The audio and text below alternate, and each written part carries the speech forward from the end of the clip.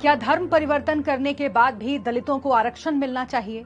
इस सवाल पर केंद्र सरकार अपना रुख साफ कर चुकी है।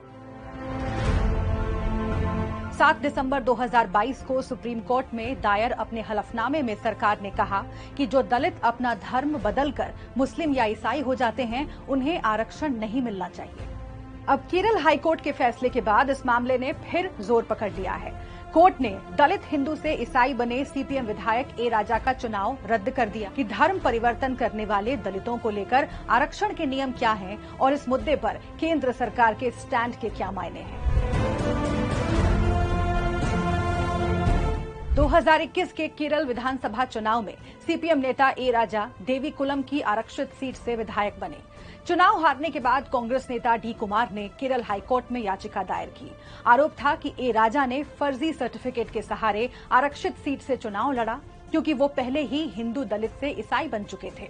हाईकोर्ट ने सुनवाई के बाद कहा, ए राजा केरल के दलित हिंदू परायण समुदाय से ताल्लुक नहीं रखते हैं, वो धर्म बदलकर ईसाई बन गए हैं। ऐसे में ए राजा आरक्षित देवीकुलम सीट से विधायक नहीं रह सकते। केरल हाईकोर्ट के फैसले की कड़ी सुप्रीम कोर्ट में 2004 से चले आ रहे मामलों से जुड़ती है।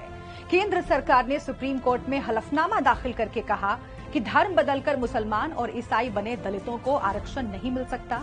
उन्हें अनुसूचित जाति के दायरे में नहीं रखने को लेकर कुछ तर्क दिए गए। ईसाई और इस्लाम विदेशी धर्म हैं, इसलिए इनमें छुआछूत नहीं होती। संविधान के अनुच्छेद 25 खंड 2B के तहत सिख, जैन और बौद्ध को हिंदू धर्म का हिस्सा माना गया है। इन तीन के अलावा कोई और धर्म अपनाने वाले दलितों को अनुसूचित जाति में शामिल नहीं किया जा सकता। ऐसा नहीं है कि सिख और बौद्ध धर्म अपना चुके दलित शुरू से ही अनुसूचित जाति का हिस्सा थे। साल 1956 और 1990 में राष्ट्रपति के आदेश के जरिए इन्हें शामिल किया गया। इसीलिए सरकार के स्टैंड का विरोध करने वालों की मांग है कि संविधान संशोधन करके मुस्लिम और ईसाई धर्म को भी इस लिस्ट में जगह दी जाए। कन्वर्टेड मुस्लिम और ईसाई दलितों के रिजर्वेशन का मामला पेचीदा है और इस पर राय भी बटी हुई है। समर्थन करने वाले सच्चर कमेटी की रिपोर्ट का हवाला देते हुए कहते हैं कि मुस्लिमों में भी जातिगत भेदभाव है।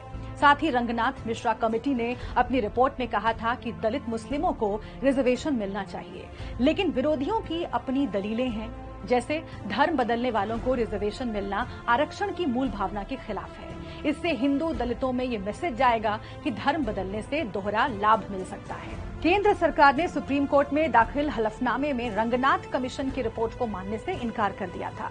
सरकार ने इस्लाम और ईसाई धर्म अपना चुके दलितों की सामाजिक स्थिति का पता लगाने के लिए 3 मेंबर्स की कमेटी बनाई है, जिसकी रिपोर्ट का इंतजार है। अब केरल हाईकोर्ट के वर्डिक्ट ने इस मुद्दे को फिर से एक बार ताजा कर दिया है।